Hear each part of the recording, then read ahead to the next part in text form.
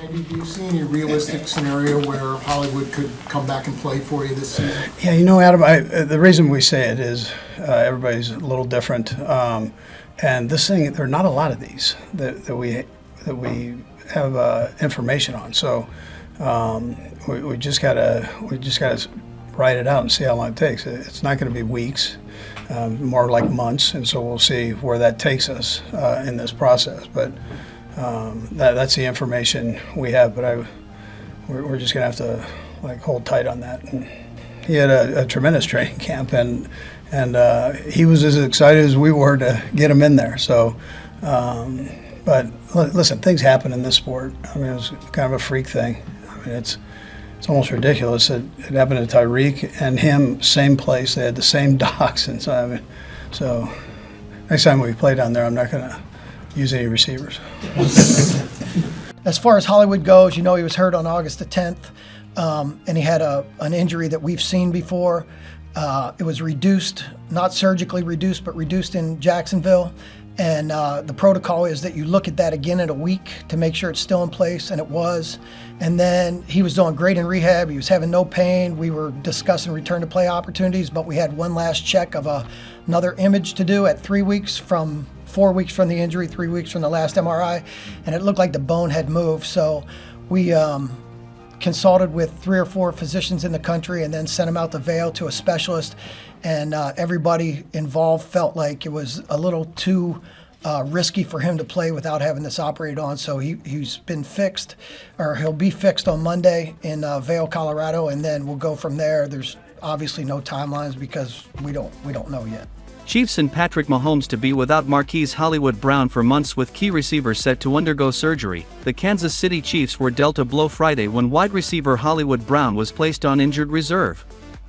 Brown, who signed a 1-year, $7 million deal with the team in the offseason, will have surgery on his dislocated shoulder joint and was placed on the list Friday afternoon. The injury was expected to keep Brown out at least the next 4 weeks, but following Friday's news, head coach Andy Reid revealed that it will be closer to months until the wideout can return to the field. The premier free agent acquisition suffered a dislocated sternoclavicular joint that he sustained against the Jaguars on August 10th. The 27-year-old lasted just one snap into his Chiefs preseason debut when he was hurt after catching an 11-yard pass from Patrick Mahomes over the middle and being tackled to the ground by Jaguars cornerback Monteric Brown. He missed the Chiefs' opening win over Baltimore Ravens last week, but Kansas City's decision not to put Brown on IR when they cut their roster following training camp was an indication they hoped to get him back sooner rather than later. The rest of the Chiefs' wide receiver core still managed to be productive in the 28-20 victory over Baltimore in Brown's absence. Second-year pro Rashee Rice had 7 catches for 103 yards, first-round draft pick Xavier Worthy had touchdowns running and receiving. And versatile backup Justin Watson hauled in a 25-yard reception on his only target of the 27-20 victory.